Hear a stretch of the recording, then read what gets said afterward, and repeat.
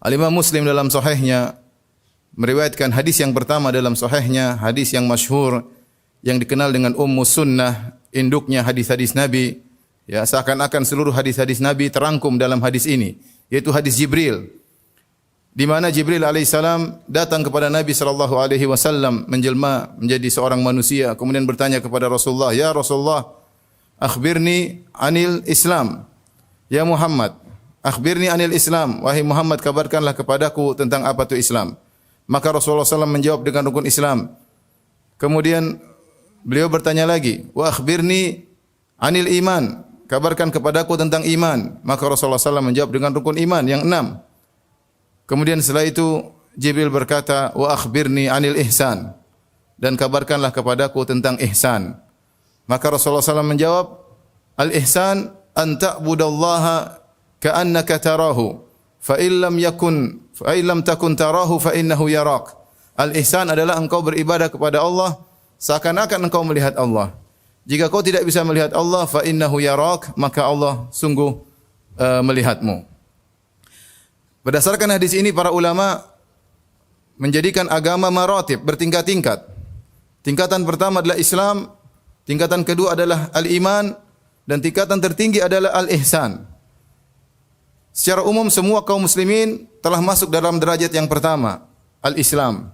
Jika dia telah mengucapkan asyhadu an la ilaha illallah wa asyhadu anna Muhammadar Rasulullah, maka telah masuk dalam derajat al-Islam. Tetapi apakah semuanya masuk dalam derajat al-iman? Belum tentu. Oleh karenanya Allah Subhanahu wa taala berfirman dalam surat Al-Hujurat, "Qalatil a'rabu amanna, qul lam tu'minu walakin qulu aslamna." Berkata orang-orang Arab Badu yang mereka baru saja masuk Islam di akhir-akhir perjalanan kehidupan Nabi sallallahu alaihi wasallam, mereka baru masuk Islam. Kemudian mereka berkata, "Amanna, kami telah beriman." Kata Allah Subhanahu wa taala, Allah bantah, "Qul lam tu'minu walakin qulu aslamna." Katakanlah wahai Muhammad kepada mereka, lam tu'minu, kalian belum beriman. Walakin qulu aslamna, tapi katakanlah kami telah Islam. Demikian juga dalam hadis Sa'ad bin Abi Waqqas radhiyallahu taala anhu, ketika Rasulullah SAW membagi pemberian kepada para sahabat, ada seorang sahabat yang Nabi tidak berikan pembagian kepadanya. Maka Sa'ad bin Abi Waqqas berkata, "Ya Rasulullah, a'ti fulanan fa innahu mu'minun." Ya Rasulullah, berilah pemberian kepada si fulan, sungguhnya dia seorang mukmin. Nabi katakan, "Au muslim," atau muslim. Kata Sa'ad bin Abi Waqqas, aku ulangi lagi, "Fa innahu mu'min," sungguhnya dia mukmin. Kata Nabi, "Au muslim," atau belum iman, masih muslim. Sampai 3 kali. Yang ini menjelaskan bahwasanya ada tingkatan antara Islam dengan iman. Ya. Seorang ketika sudah Islam, maka dia berusaha meningkatkan derajatnya sampai pada tingkatan iman. Dan Islam berkaitan dengan amalan-amalan zahir, adapun iman berkaitan dengan amalan-amalan hati. Makanya rukun iman berkaitan dengan amalan hati. Antu'mina billahi wa malaikatihi wa kutubi wa rusuli wal yaumil akhir. Beriman tentang hal-hal yang gaib, yang itu semua tempatnya di hati. Ternyata ada lagi derajat yang lebih tinggi lagi daripada iman, yaitu al-ihsan. Al-ihsan, derajat yang tertinggi. Jika seorang sudah muslim, dia berusaha meningkatkan derajatnya sampai pada derajat iman. Jika dia sudah sampai pada derajat iman, tingkatkan lagi derajatnya sampai derajat ihsan. Dan itu derajat tertinggi dalam agama. Dan Rasulullah SAW telah menjelaskan, al-ihsan an ta'budallaha ka'annaka tarahu. Ihsan adalah engkau beribadah kepada Allah seakan-akan engkau melihat Allah. Fa illam takun tarahu fa innahu yarak. Kalau kau tidak lihat Allah, maka sungguhnya Allah melihatmu. Apa yang dimaksud dengan ihsan? Tadi sudah dijelaskan oleh Nabi SAW. Bagaimana seorang beribadah dalam kondisi seakan-akan dia melihat Allah. Ini derajat paling tinggi dalam ihsan. Ada 2 derajat. Pertama, seakan-akan dia melihat Allah. Bagaimana caranya? Yaitu dia menghadirkan keagungan Allah Subhanahu wa taala. Bagaimana sifat-sifat Allah yang mulia? Bagaimana Allah Maha tinggi di atas arsy-Nya? Bagaimana Allahu Akbar, Allah Maha besar? Bagaimana Allah Maha agung? Allah di atas arsy-Nya, Allah bisa mengatur seluruh makhluk yang ada di bawahnya. Dan dia merasakan keagungan Allah Subhanahu wa taala. Dia merasa Allah Maha dekat. Sehingga dia menghadirkan keagungan Allah di hadapan dia. Jika dia tidak mampu, maka derajat berikutnya yang di bawahnya, sungguhnya Allah melihat engkau, menghadirkan muraqabatullah, yaitu merasa selalu diawasi dan dilihat oleh Allah Subhanahu wa taala. Seorang berusaha sampai pada derajat ini karena ini derajat yang tertinggi dalam agama. Ma'asyiral muslimin yang dirahmati oleh Allah Subhanahu wa taala.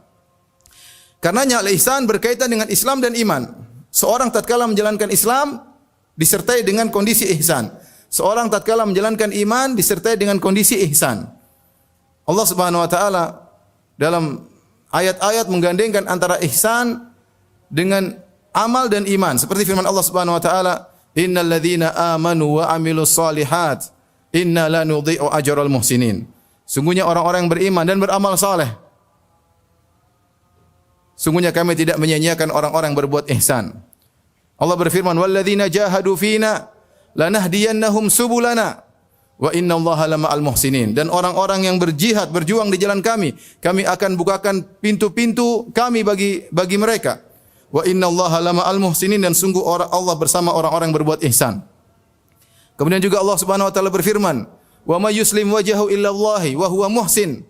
Dan siapa yang mengarahkan wajahnya kepada Allah, menyerahkan wajahnya kepada Allah dalam kondisi ihsan. Jadi maksudnya bagaimana kita menerapkan ihsan dalam kehidupan kita? Tatkala kita beribadah, antara kita dengan Allah, kita merasa dilihat oleh Allah. Kalau kita merasa sedang melihat Allah, ini yang terbaik tentunya. Menghadirkan keagungan Allah di hadapan kita. Tapi kalau kita tidak mampu, yakinlah Allah sedang melihat kita. Contohnya salat. Ketika kita salat, jangan asal salat. Kita ingin hadirkan derajat ihsan dalam salat kita. Bagaimana caranya? Kita menghadirkan Allah sedang melihat kita. Allah Subhanahu wa taala berfirman, "Wa tawakkal 'alal 'azizir rahim alladzi yaraka hina taqum wa taqallubaka fis sajidin innahu wasami'ul alim." Kata Allah kepada Rasulullah sallallahu alaihi wasallam, "Bertawakkallah engkau wahai Muhammad kepada Allah yang Maha Perkasa dan Maha Penyayang." Bahkan dalam ibadahmu bertawakal. Bukan hanya mencari rezeki kita bertawakal, bukan hanya mencari dunia kita bertawakal, dalam ibadah, dalam salatmu bertawakallah. Bagaimana caranya? Hadirkan bahwasanya Allah sedang melihatmu. Alladzi yaraka hina taqum, yaitu Allah yang melihat engkau tatkala kau berdiri untuk salat. Wa taqallubaka fis sajidin, tatkala kau bergerak dalam salatmu, berdirimu, rukukmu, sujudmu, duduk di antara dua sujud, tasyahudmu, Allah sedang melihatmu. Innahu wasami'ul alim, sungguhnya Allah Subhanahu wa taala Maha mendengar dan Maha mengetahui.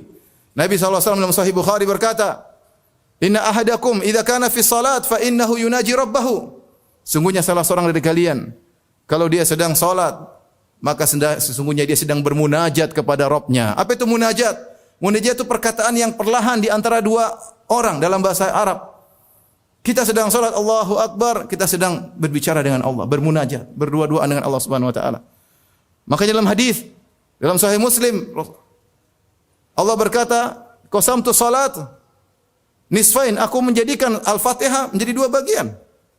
Kemudian kata Allah Subhanahu wa taala, "Wa idza qala 'abdi alhamdulillahi rabbil alamin."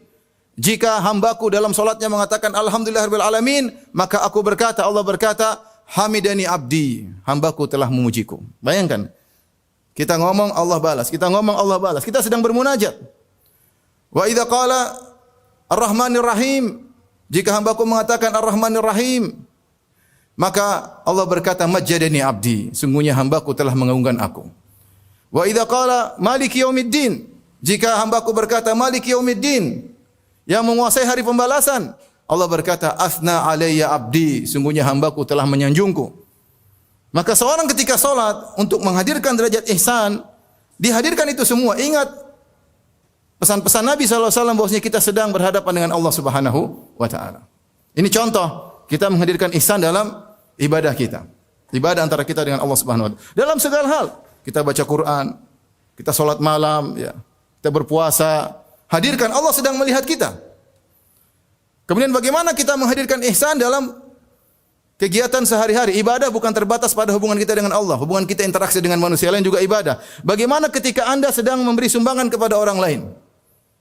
Anda hadirkan ihsan. Ya Allah, ini sumbanganku aku berikan kepada si fulan. Aku tidak mengharap pujiannya.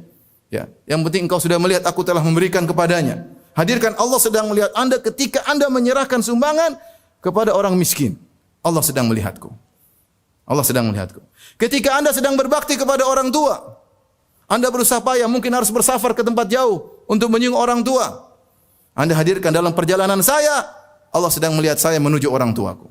Hadirkan, itu namanya ihsan dalam berinteraksi dengan masyarakat. Dan itu pahalanya besar. Kita tahu pahala bertingkat-tingkat. Kata Ibnu Taimiyah rahimahullah taala, bisa jadi dua orang salat berdampingan, satu dengan yang lainnya. Yang satu pahalanya, pahala antara satu dengan yang lainnya antara langit dan bumi. Kenapa? Yang satunya menghadirkan ihsan dalam ibadahnya. Yang satunya hanya sekedar salat, dia dapat pahala, iya.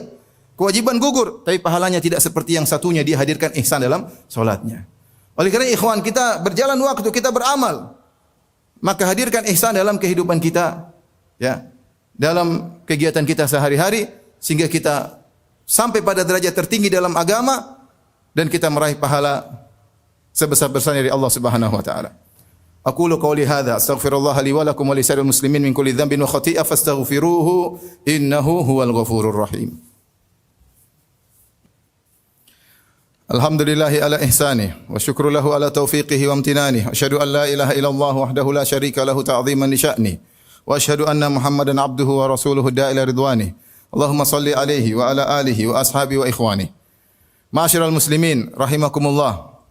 Sungguhnya jika seorang telah mencapai derajat ihsan, maka akan memudahkan dia pertama untuk ikhlas kepada Allah Subhanahu wa taala. Dia akan tersibukkan dengan bagaimana penilaian Allah terhadap dirinya. Bagaimana komentar Allah terhadap perbuatannya. Karena dia yakin Allah senantiasa melihat dan mengawasi apa yang dia lakukan. Makanya di antara definisi ikhlas adalah ya meninggalkan pandangan manusia karena sibuk dengan pandangan Allah kepadanya. Di antara definisi ikhlas yang disampaikan oleh para salaf adalah meninggalkan pandangan manusia terhadap perbuatannya karena sibuk dengan pandangan Allah terhadapnya. Jika seorang selalu meyakini Allah melihat apa yang dia lakukan, dia tidak terlalu peduli dengan komentar manusia. Dia tidak peduli dengan komentar netizen. Dia tidak peduli dengan komentar orang-orang yang berkomentar. Yang penting bagi dia bagaimana komentar Allah terhadap perbuatannya. Maka kebanyakan orang kalau susah untuk ikhlas, kenapa? Karena derajat ihsan hilang dari dirinya. Maka seorang berusaha melatih dirinya untuk yakin bahwasanya Allah sudah melihat saya. Kalau Allah sudah lihat, sudah selesai. Saya tidak butuh lagi dengan pujian manusia. Saya tidak butuh lagi dengan balas jasa manusia. Allah sudah lihat, ada balasannya di sisi Allah Subhanahu wa taala. Ini yang pertama. Di antara faedah al-ihsan adalah seorang akan melakukan amal saleh dengan itqan, dengan amal yang terbaik. Innallaha yuhibbu idza amila ahadukum amalan an yutqinahu. Kata Nabi sallallahu alaihi wasallam, sungguhnya Allah suka, Allah mencintai seorang yang jika dia melakukan suatu amalan, dia melakukan dengan itqan, dengan sebaik-baiknya. Kalau dalam urusan dunia kita bilang dengan profesional. Dalam ibadah dia beribadah dengan sebaik-baiknya. Kalau dia salat maka dia berusaha untuk khusyuk, dia berusaha dengan berdiri dengan tenang, tumakninah. Menjalankan sunnah-sunnah salat, dia berusaha beribadah dengan sebaik-baiknya. Kenapa demikian? Karena dia tahu Allah sedang melihatnya. Dia tahu Allah sedang perhatikan dia. Dia tahu Allah sedang menilainya. Seorang kalau dia sedang melakukan suatu kegiatan kemudian dilihat oleh banyak orang, dia akan melakukan kegiatan dengan sebaik-baiknya. Ya. Itu penilaian manusia. Bagaimana dengan Allah Rabbul Alamin? Ya. Oleh karenanya, jika seorang tahu Allah melihatnya, dia akan berusaha sebaik-baiknya. Kalau dia berbakti kepada orang tua dengan sebaik-baiknya. Kalau dia solat dengan sebaik-baiknya. Kalau dia berdakwah dengan sebaik-baiknya. Kalau dia menulis dengan sebaik-baiknya. Kalau dia menjalankan kewajibannya sebagai petugas pemerintah, dia menjalankan dengan sebaik-baiknya. Kenapa? Dia tahu Allah sedang menilainya. Ini manfaat daripada itqan, daripada al-ihsan. Wa ahsinu innallaha yuhibbul muhsinin. Berbuat ihsanlah kalian, sungguhnya Allah mencintai orang-orang yang berbuat ihsan. Dan di antara keutamaan yang teragung dari ihsan adalah memandang wajah Allah pada hari kiamat kelak. Dalam Sahih Muslim, Rasulullah sallallahu alaihi wasallam bersabda, "Idza dakhala ahlul jannatil jannah," jika penghuni surga telah masuk dalam surga, yaqulullahu tabaraka wa ta'ala, maka Allah berkata kepada para penghuni surga, "Turiduna syai'an azidukum?" Maukah aku tambahkan bagi kalian kenikmatan yang lain? Para penghuni surga heran, apalagi yang mau ditambahkan? Seluruh nikmat sudah mereka rasakan, apa yang mereka minta dikabulkan, apa yang mereka hasratkan dikabulkan, apalagi mau ditambahkan? Maka para penghuni surga berkata kepada Rabbul Alamin, "Alam tubayyit wujuhana?" Ya Rabb kami, bukankah kau telah menjadikan wajah kami berseri-seri? "Wa tudkhilnal jannah," kau telah masukkan kami ke dalam surga. "Wa tunjina minan nar," dan kau telah menyelamatkan kami dari neraka jahanam. Apalagi ya Rabb?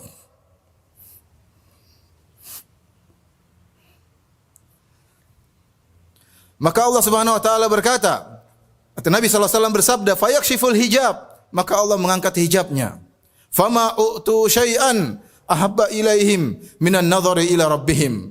Maka tidaklah mereka diberikan kenikmatan yang terindah, yang terbaik seperti melihat wajah Rabb mereka. Kemudian Nabi SAW bacakan firman Allah, "Lilladzina ahsanul husna wa ziyadah." Bagi orang-orang yang melakukan ihsan, mereka mendapatkan surga, al-husna wa ziyadah, dan tambahan, yaitu melihat wajah Allah Subhanahu wa taala.